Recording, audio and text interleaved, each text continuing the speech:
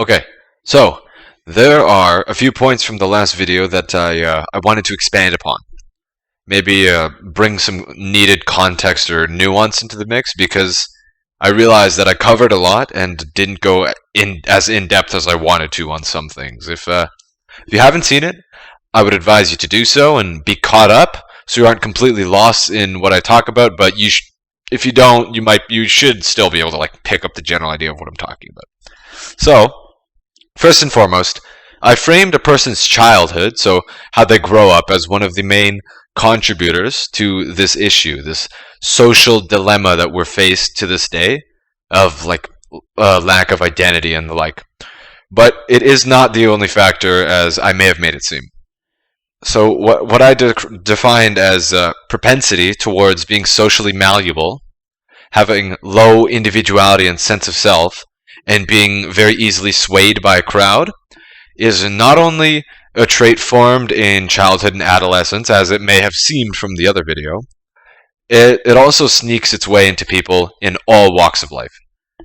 This actually tends to be, from my experience, why if you do something like talk to high schoolers, like a lot of them, and people of that age bracket and maybe a little younger, their greater internet use and lack of personality, they're all carbon copies of one another, most at least, they tend to result in very similar personas, turning people into what is essentially a clone of another. They end up like interchangeable, and they've got very little going on that is different from their peers. I mentioned that with the teenage gym bros, who've incorporated that behavior way too much into their personality, and they've been just consumed by the gym. They've ended up very similar to one another with very little of their own self or the personality they would have developed left standing in the wake, which is probably not a fate you should try and replicate. Now, do not be mistaken in my words and take that these people may be like a negative force or are in any way, shape, or form more like not good than they are. Them being clones, having a horde of Zoomer gym clones, them being clones of one another, it doesn't really take away from the inherent quality in the person, nor does it make anyone like less of a person per se, relative to someone who has perhaps developed their personality, sense of self, their individuality, and has learned how to express it. There simply just might be less like in-depth conversations that can take place, or maybe a lack of depth of character itself. So they might just be simple people, like very one-sided, you could say, which is not inherently like a bad thing. But from my understanding, my current understanding at least, most people, the lives of most are likely better lived with the intricacies of you and yourself and your depths explored. Maybe it isn't for some, because for some maybe they've been given what is awful to work with, but for most people it should be like a good thing, a force for good, to have your intricacy and your depth of yourself like kind of explored. But not everyone can actually achieve that, because if we all could explore truly who we are as people, then I think there'd be a hell of a lot more like really annoying conversations with coworkers that drag on far too long about someone talking about themselves for way longer than they should. But anywho, with that preface aside, I'd like to go back to that internet usage as a whole, as I think it's a pretty damn important point in and of itself. From what I've seen at least, it tends to subvert the identity or the personalities of those who allow it to, which happens way more often than you'd expect for such a widespread technology. But essentially, by consuming the opinions and the content formed off of the experiences, reactions, and emotions of other people rather than oneself, the personality will tend to shape itself around these artificial experiences, especially the more you consume. So it'll like grab onto them and kind of make them a part of you. So, but now call me a quack, but it's my theory that the personality and the sense of self, sense of who you are, is formed upon two main cornerstones, two things: the genetic, as in what you may be predisposed to being, the genetic component to personality. I know there is one. And the environmental, what the outside world gives you as stimulus. Nature versus nurture. That's why if you rear twins, you raise twins in different environments, they'll become different people, because it was not all their genetics and how they were expressed that determined who they became. It was the environment and the subsequent mental stimulus they got from these environments that was different and played a role as well. When it's my theory, call me crazy, but when you change the stimulus people receive, then the results will change. I think is that not obvious? People who grow up without something like TV, and people who do grow up with it, will have vastly different perspectives on life, the nature, meaning of life, maybe their personalities, and the way they express their individuality. Now, it's my hypothesis that this is because a part of you, part of who you become, is shaped by your experiences and what you go through. But what does play into this, which most people I think don't really look at, is living through the experiences of others through outside media, because that too is essentially an experience that you haven't had. Essentially, the content you consume and the types of content you consume have a huge, massive role in shaping who you eventually become. You're functionally living experiences you haven't lived and letting things change you that really have no relation or relevancy to the life you currently live. Now, this can also lead to your personality developing in a way that is incongruent or doesn't apply to your life specifically. An example that comes to mind is the elementary school kids I heard about on the news talking and acting like Andrew Tate in whatever way they could, They're talking the talk, talking big shit like he does, when they truly have not walked the walk. They're kids, right? They haven't done any work of their own. Why would they? They're not old enough to, right? Now, I'd say this might explain or open the door to why this effect is echoed to a massive degree on social media platforms. I'm thinking of TikTok here. They allow their users to consume record amounts of content.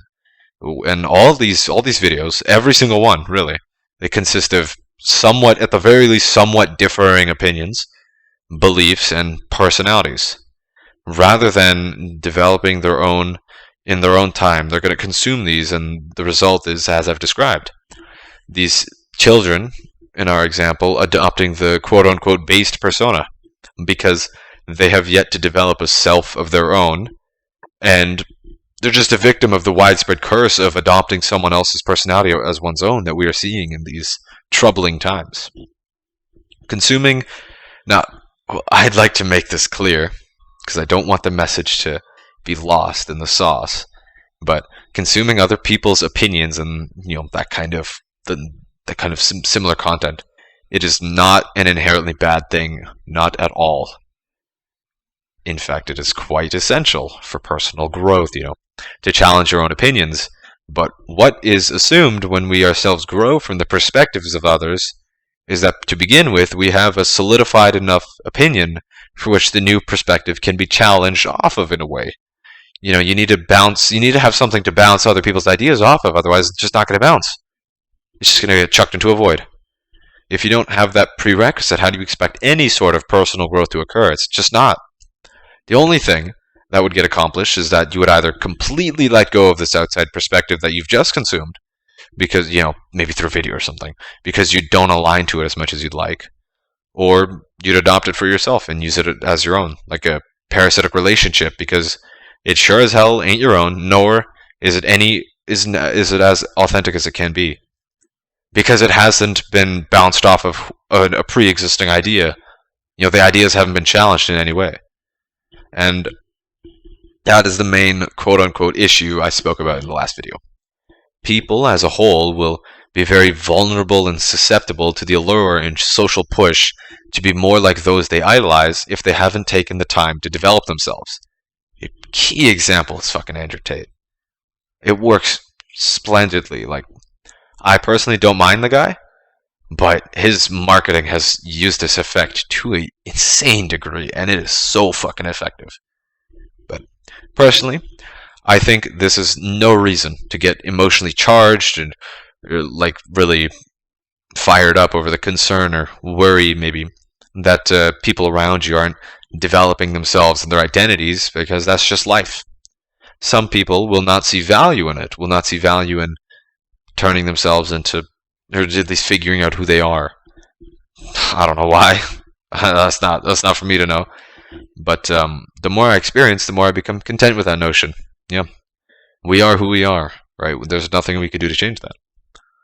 If that is the case, then for you, the viewer, then perhaps my content is not the greatest fit for you, because I plan to have the cultivation of the individuality and the self. Really exploring these ideas. They're going to be one of the main cornerstones of this channel. But let's get back to the point on hand. The NPC solution. The cure-all that will fix our modern issue of over-socialization that we are currently facing. I think all it takes is some simple self-awareness. Yeah, that's it. I think it's a pretty simple solution. From that self-awareness stems the awareness to know what you like. Very basic. And then to subsequently recognize if you've fallen into the trap of losing yourself in the wide internet world. Because more often than not, when I ask people what they do with their free time, it tends to be a very hard question to answer, and I got to think, is it really that difficult to recount the things you spend your life doing? Your currency of time that you're expelling on these activities? Should it really be that difficult to recount that? You should know, a couple last things you purchased, right? I'd think so. I do not think it should be as difficult as it should be, but these things, they should be quick and easy to answer, and things should just keep popping up, oh, I do this, I do that. If I had more time, I'd do this too, I'd do that, I like that. All this kind of stuff, because that shows a quality, like a depth of character. There's more to you than just one or two things. Now, when I ask them that, people tend to clue in as to what the hell they're doing with their time when I ask them what they like doing with it, because it hits them like a brick to the face when they can't even answer what they like doing with their life, what they like expelling this very, very limited currency on. This whole system is all connected, because the things you do with your time come, your experiences, they become your experiences, rather, and these experiences shape your personality and identity. What happens when you stop doing shit is you eventually stop growing as a person. Doom scrolling, for instance, on Instagram is not going to magically turn you into a person of quality, far from it. You shouldn't expect it to be, because you're not actually experiencing much of anything. And if you are, it's very distilled. Very, very distilled and low quality. Now, most people have, from my experience at least, have enough awareness to put two and two together when you set the concepts up like that, and that's fine by me. It just takes considerable focus and effort, focused effort really, and time into making sure you're actively doing shit with your time. For some people, it might be something like reading and maybe journaling indoors. For some, it might be going out with their friends, having a blast and getting into sports. Right? But either way, the only solution I've seen to our quote-unquote NPC epidemic is just doing shit with your time. Quality shit.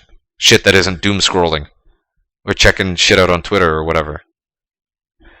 Your terminally online waste-ute NPCs are very obviously guilty of having too much time on their hands and then not enough things that they're willing to do with it. Now, I wouldn't fault them or insult them. I hope I'm not doing that, because that's not my job.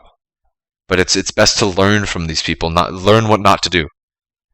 The interweb obsession with things, obsessing over bureaucracy, maybe gender politics or other inane shit, is just a symptom of the greater issue of not doing a damn thing with your life.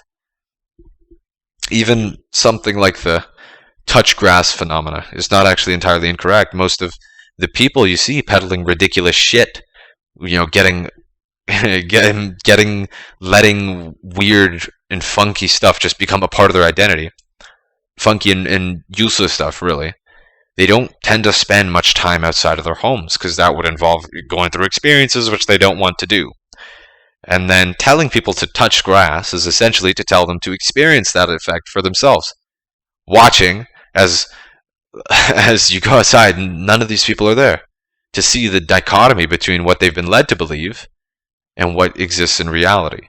Because these hardcore, crazy conservatives or insane Democrats are beyond few and far between. And even on the slim chance you run into one, there's like minimal obligation to engage them in discourse at all, because they barely go outside, and even if they do, they're just not gonna, they're so likely to just not be relevant to you. At least that's my approach to keep my sanity in these troubling times. And that's about all I have on the subject for now. Hope you learned something new, and stay tuned for new videos coming like this. New videos like this coming sometime soon. Thank you for watching. I hope this helped.